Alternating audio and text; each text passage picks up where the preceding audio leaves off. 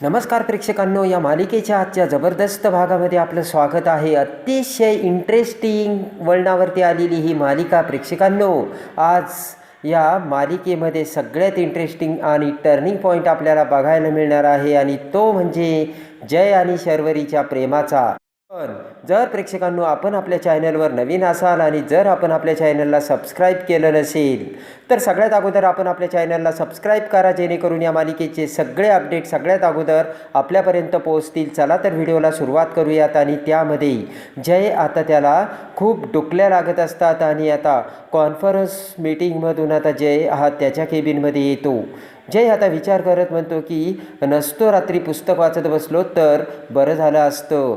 पण तेवढ्यात आता जयच्या डोक्यात विचार येतो, कारण ते पुस्तक त्याने अर्धं वाचलेलं असतं आणि त्या पुस्तकातील पात्राचा विचार करत आता जय त्या लव्ह स्टोरीच्या पुस्तकातील त्या पात्राचा विचार करतो आणि म्हणतो की त्यांचं पुढं काय झालं असेल. आणि पटकन जयचे लक्ष आता त्याच्या बॅगकडे जाते आणि बॅगमधून जय उठून आता ते पुस्तक घेऊन आता तसाच खुर्चीवर पुन्हा आता वाचू लागतो, कारण जयलासुद्धा आता त्या पुस्तकातील लव्ह स्टोरीमध्ये इंटरेस्ट वाटलेला असतो.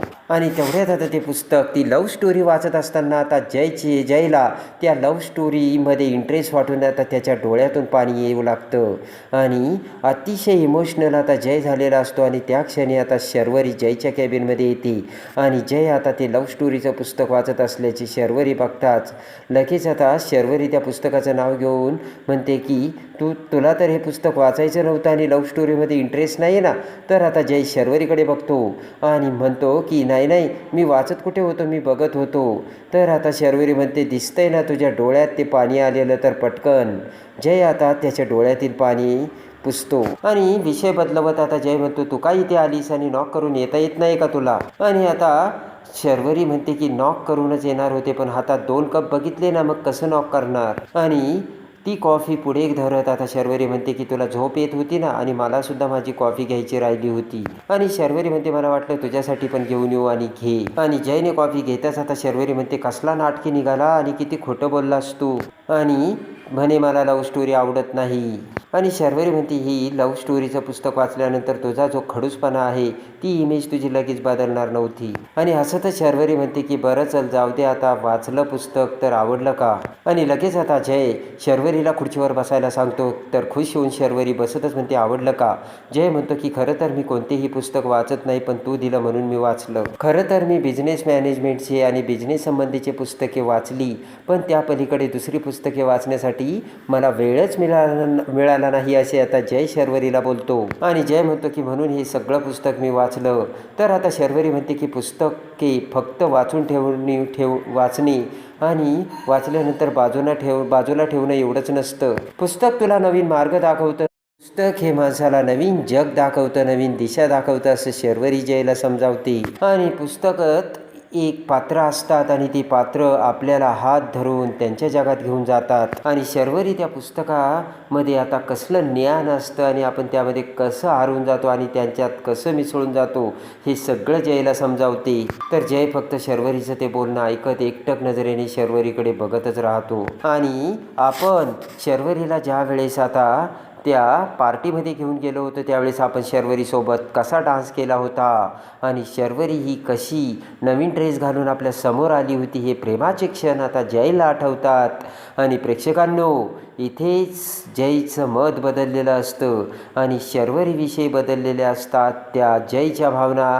आणि हळूहळू जय अडकलेला असतो तो शर्वरीच्या प्रेमात. आणि इकडे आता शर्वरी म्हणते की म्हणजे बघ ना, काहीतरी योगायोगसुद्धा असतो आणि आपल्याला असं वाटतं खरंच या पुस्तकातली गोष्ट आपल्या आयुष्यात घडली तर, आणि त्यामध्ये एक वेगळीच मजा असते नाही का, असे आता शर्वरी बोलते. आणि जय फक्त शर्वरीकडे एकटक नजरेने बघत असतो. तर पेन आता जयच्या तोंडासमोर धरत शर्वरी म्हणते ए शायनर असा का बघतोयस. आणि शर्वरी म्हणते मी काही चुकीचं बोलले का. आणि जय म्हणतो की नाही तू एवढं चांगलं बोललीस, मला तर धक्काच बसला. आणि उठून उभा राहत शर्वरी म्हणते की आता बघ कशी जादू होती जादू, आणि तुला लव्ह स्टोरी वाचायचा ठसका लागला ना, आता बघ तुझी लव्ह स्टोरी कशी सुरू होती ते. आणि जय समोर हात फिरवत आता हसत शर्वरी म्हणते की आब्राकादाब्रा चिडचूप.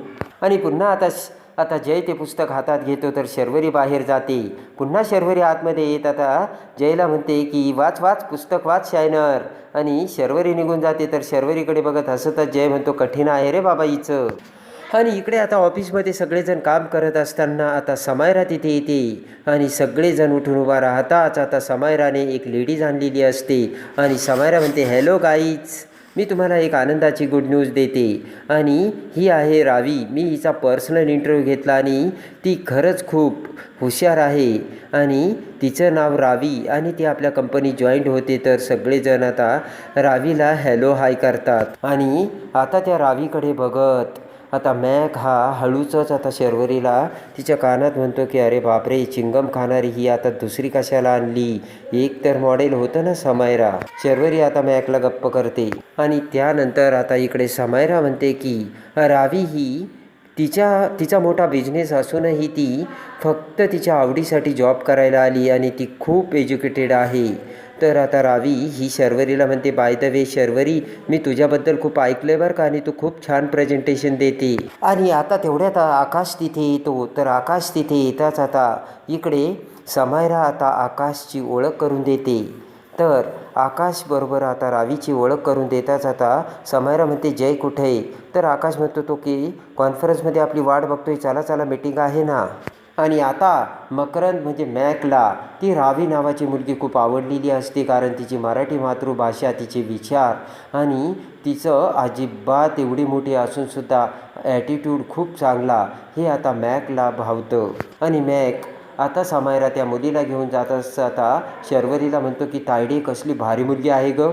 मॅक म्हणतो की मला ना ती जरा वेगळीच वाटली. मला वाटलं होतं अशी ॲटिट्यूड वगैरे असेल, मोठी श्रीमंत असल्यामुळे. आणि इकडे आता बिंदू ही आता जयच्या रूममध्ये आता एका नोकराला घेऊन आता त्याची रूम क्लीन करत असते. तर तेवढ्यात आता पावर दाखवत मोठ्या आयटीत बिंदू आता खुर्चीवर बसते आणि म्हणते पुस्तक वाचलं पाहिजे. आणि तेवढ्यात आता जयचं ते लव्ह स्टोरीचं पुस्तक, शर्वरीने दिलेलं पुस्तक आता बिंदूच्या हाती लागतं. ते पुस्तक हातात घेत आता बिंदू म्हणते हे पुस्तक वाचलं पाहिजे. आणि बिंदू त्या नोकराला म्हणते की वाचल्याने आपलं डोकं शहाणं होतं. आणि तेवढ्यात आता बिंदू ते पुस्तकाचं नाव वाचू लागते. पण बिंदूला काही वाचता येत नसतं. तर तेवढ्यात तो वेटरच्या रूपात वेटर असलेला तो मुलगा आता त्या पुस्तकाचं नाव वाचून दाखवतो आणि म्हणतो की ना मी पार्ट टाईम हे काम करतो, पण मी शिक्षण घेतो आणि मला जय सरांसारखं मोठं व्हायचं आहे. तर बिंदू म्हणते की मग वाच हे पुस्तक मला वाचून दाखव. आणि तो मुलगा आता पुस्तक वाचू लागतो. त्यामध्ये शर्वरीने लिहिलेलं असतं की dear Jay sir, happy friendship day with Sharvari Parab. आणि ते नाव ऐकताच आता बिंदूला धक्का बसतो. आणि ते ऐकताच आता ते पुस्तक घेऊन बिंदू पळतच मॅडम मॅडम असे करत आता तेजूकडे धाव घेते. आणि इकडे आता कॉन्फरन्समध्ये आता सगळ्यांची मीटिंग चालू होते. तर आकाश आता टार्गेटबद्दल, प्रोडक्शनबद्दल मीटिंगमध्ये डिस्कशन करू लागतो. सगळेजण ऐकत असतात. पण मॅकची नजर मात्र फक्त त्या रावीकडे असते. आणि तेवढ्या शर्वरी मॅकला खुणावते. आणि जय आता सगळं ऐकत असतो. तर आकाश म्हणतो की मी या प्रोजेक्ट संबंधी काही डाटा तयार केला आहे. आणि आकाश आता तो सगळा डाटा आता जयला दाखवतो.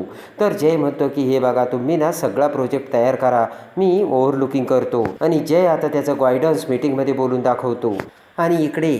आणि त्याच वेळेस आता इकडे शर्वरीचं लक्ष मॅककडे जाते. तर मॅक आता टाईमपास करत वहीत आता त्याचं लक्ष नसतं आणि वेगळंच लिहित असतो.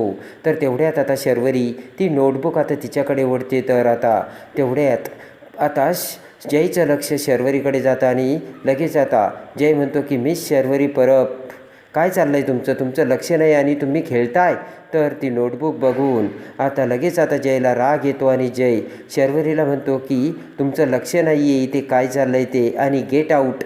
लगेच आता शर्वरीला जय बाहेर जायला सांगतो. तर सगळ्यांना मोठा धक्का बसतो. आणि इकडे आता मॅडम करत आता बिंदू ते पुस्तक घेऊन आता तेजूच्या रूममध्ये येते. तर तेजूने डोळ्यामध्ये ड्रॉप घातलेला असतो. तर आता तेजू म्हणते की गप डोळ्यामध्ये ड्रॉप घातला आहे. तर आता बिंदू म्हणते की आता तुम्हाला चांगलं दिसेल आणि मॅडम तुम्ही डोळे उघडा. आणि बिंदू म्हणते की आता कानात बोळे घालून उपयोग नाही, तुमचा दुसरा मुलगासुद्धा गेला त्या परबांच्या जाळ्यात. तर तेजू म्हणते गप्प बस ग. बिंदू म्हणते की शर्वरी परबने दिलेलं लव्ह स्टोरीचं पुस्तक जय सर का वाचतात आणि तुम्ही त्यांना लव्ह स्टोरीचं पुस्तक वाचताना कधी बघितलं आहे का, बघा. आणि लगेच आता ते पुस्तक दाखवत बिंदू म्हणते की मॅडम बघा जय सरांच्या रूममध्ये सापडलं आहे. आणि ते पुस्तक हातात घेत आता तेजू ते पुस्तक उचकते. तर तेवढ्यात बिंदू म्हणते की पहिलं पान वाचा आणि बघा. आणि बिंदू म्हणते मॅडम मला बोलायला सुद्धा कसं तरी होतंय आणि बघा काय लिहिलंय ते. आणि लगेच आता तेजू म्हणते की आपण जर कोणाला गिफ्ट देतो तर तशी लिहायची पद्धत असते. तेव्हा बिंदू म्हणते की या अगोदर जय सरांना तुम्ही कोणत्या मुलीबद्दल आणि कोणतं पुस्तक वाचताना कधी बघितलंय का? बिंदू म्हणते पण जय दादानी शर्वरी परबला त्याच्या कंपनीमध्ये नोकरी दिली आणि तिचं एवढ्या लोकांसमोर किती कौतुक केलंय आणि आता चक्क शर्वरी परबने दिलेलं प्रेमाचं पुस्तक चक्क जयदादा वाचतोय. बिंदू म्हणते की मॅडम जाळं घट्ट होत चाललंय. बिंदू आता लगेचच तेजूला म्हणते की त्या परबच्या मुलींना आता काही थांबत नसतात मॅडम. तेजू म्हणते की आता तुझं बिंदू सगळं सांगून झालं असेल तर निघ. तर बिंदू तेथून निघून जाते. आणि इकडे आता शर्वरी म्हणते की सर. जय आता ऐकायला तयार नसतो. उठून उभा राहा. जय म्हणतो की शर्वरी परब इमॅच्युरिटी नावाची चीज असते. तुम्ही स्कूलमध्ये नाही आहात. तुम्ही एका कंपनीमध्ये नोकरी करता. आणि लगेच आता जय म्हणतो की तुम्ही एका कंपनीत नोकरी करतात. तर आता शर्वरी बोलू लागते पण जय ऐकायला तयारच नसतो. जय म्हणतो इथं काहीतरी महत्त्वाचं डिस्कशन सुरू आहे आणि तुम्ही टाइमपास करताय. आणि रागाने जय म्हणतो की काही सिरियसनेस आहे की नाही. तर आता इकडे मॅक म्हणतो यामध्ये तायडीची काही चूक नाही. तर जय म्हणतो तू तिची बाजू घेणं बंद कर.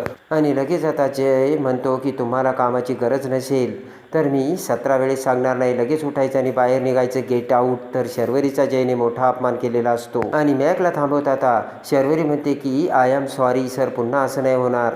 आणि शर्वरी बाहेर निघून जाते. आणि इकडे आता तेजूच्या मनात खरोखर आता तो विचार येतो, संशय येतो. आणि ते पुस्तक हातात घेत आता त्या पानाकडे बघत आता तेजू म्हणते की तुला जर तुझी लायकी माहिती नसेल तर ती तुझी लायकी दाखवून देणं आता ते माझं काम असेल. आणि तेजू ते पुस्तक हातात घेऊन आता मेणबत्तीने आता त्या पुस्तकाचं ते शर्वरी परबचं पान जाळून टाकते. आणि ते पान जळत असताना त्या पानाकडे बघत तेजू म्हणते की आगाऊ टिकली कुठली. आणि लगेच आता त्या जळालेल्या पानावरती फुंकर मारत आता टाळ्या वाजवत आता तेजू म्हणते की शर्वरी परब तुला आज तुझी लायकी दाखवली आणि तुझी लायकी म्हणजेच ती राख. आणि त्यानंतर आता तेजूने मोठा डाव आखलेला असतो. आणि शर्वरीला घेऊन आता तेजू ही मिसेस चौधरीकडे मीटिंगसाठी जाते. आणि त्याच वेळेस इकडे तेजू आणि मिसेस चौधरी बोलत असताना आता तेजू ही शर्वरीला कॉफी आणायला सांगते. आणि लगेच आता शर्वरी कॉफी आणताच आता तेजू म्हणते देतेस ना. आणि आता शर्वरी ती कॉफी कपामध्ये ओतून तेजूला देते. पण त्याच वेळेस दुसरा कप आता मिसेस चौधरीला देत असताना आता शर्वरीकडून ती कॉफी खाली सांडते. आणि उठून उभा राहत आता मिसेस चौधरीला राग येतो. आणि ती म्हणते की एवढा इन्सल्ट, तुला काही मॅनर्स आहे की नाही. आणि पायातली चप्पल ना पायातच ठेवावी लागते. आणि पूर्ण माझी साडी खराब केली. तर आता तेजू म्हणते की शी इज माय स्टाफ. तर लगेच आता मिसेस चौधरी म्हणते की पायातली चप्पल पायातच ठेवावी लागते. तर शर्वरीला मोठा धक्का बसतो. आणि मिसेस चौधरी म्हणते की ती चप्पल डोक्यावर नाही ठेवायची. आणि इकडे आता शर्वरीला वाईट वाटतं. आणि शर्वरी ऑफिसमध्ये येते. आणि शर्वरी गप्प असते. शर्वरी रडू लागते. तर तेवढ्यात जय तिथे येतो. आणि शर्वरीला म्हणतो की तू आईबरोबर गेली होतीस ना आणि तिथे काही झालंय का. तर आता शर्वरी म्हणते की कधी कधी मी विसरते तुम्ही माझे बॉस आहात आणि मी नोकर. आणि तेवढ्यात आता राग येऊन आता जय म्हणतो की मी माझ्या सगळ्या एम्प्लॉईला इक्वल समजतो आणि तू फक्त माझी एम्प्लॉई किंवा कलिग नाही आहेस, तर तू माझी फ्रेंड आहेस. ते ऐकताच आता शर्वरी जयकडे बघते. आणि जय म्हणतो की सांग काय झालं. तर शर्वरी घडलेली हकीकत आता जयला सांगते. ते ऐकताच आता जयला राग येतो. आणि रागाच्या भरात आता जय आता इकडे मिसेस चौधरीकडे येतो आणि म्हणतो की आजपासून तुमची आणि माझी डील होणार नाही.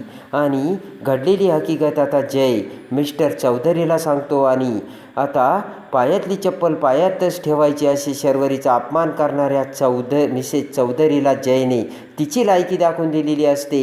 आणि लगेच आता त्यांच्यासोबत डील कॅन्सल करून जयने आता शर्वरीची ताकद दाखवून दिलेली असते. तर कसे वाटला जय ते कमेंट्समध्ये नक्की कळवा. आणि आपल्या चॅनलला लाईक करा, सबस्क्राईब करा.